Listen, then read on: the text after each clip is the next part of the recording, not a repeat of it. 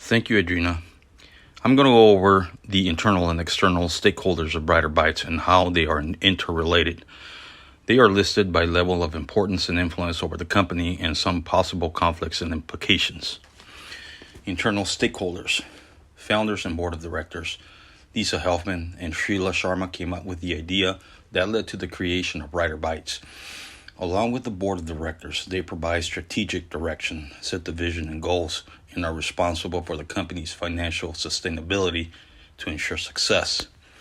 Some conflicts can arise from decisions that do not align with stakeholders' interests.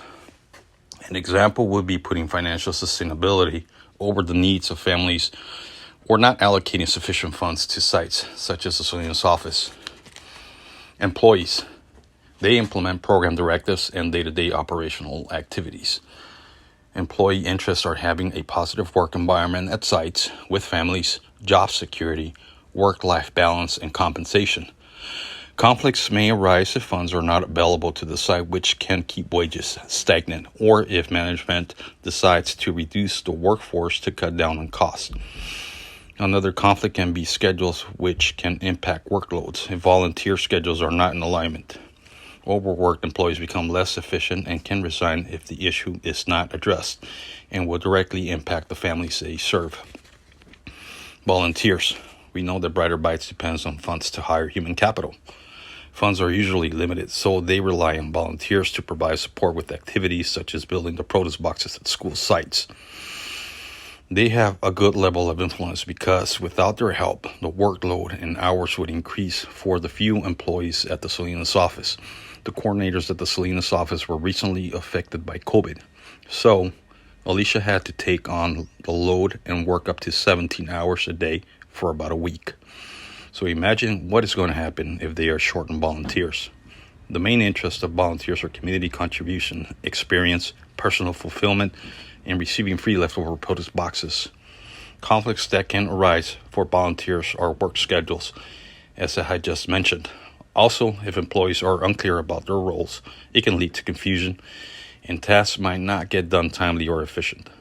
They might think that a task is irrelevant to them and refuse to do it. Next, external stakeholders, donors.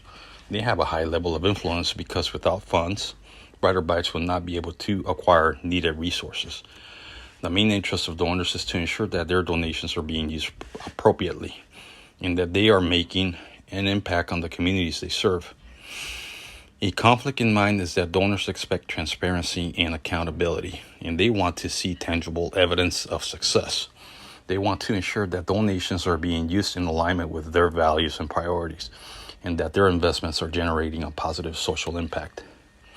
Families. They have the highest level of influence on Brighter Bites' success because they are the reason for the organization's existence and directly benefit from its program and services.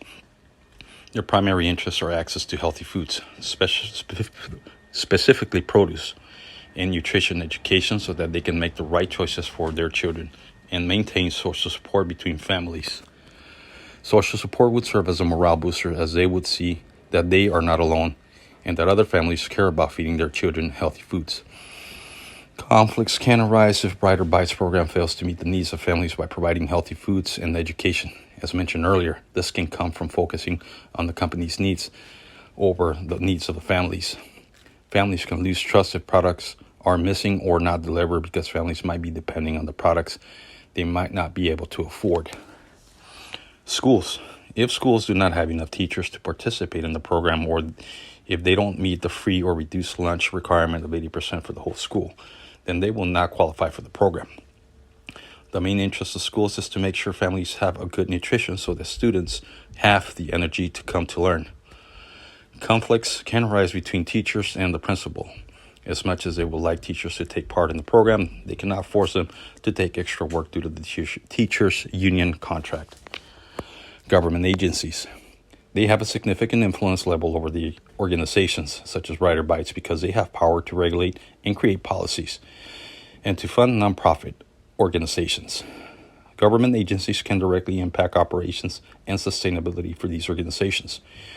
An example would be the USDA setting policies and guidelines relating to nutrition education. for schools that nonprofits will have to follow. This example falls under the Healthy Hunger Free Kids Act of 2010, which provides funding and support.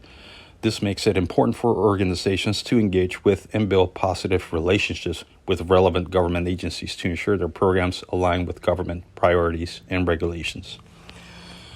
Finally, partners.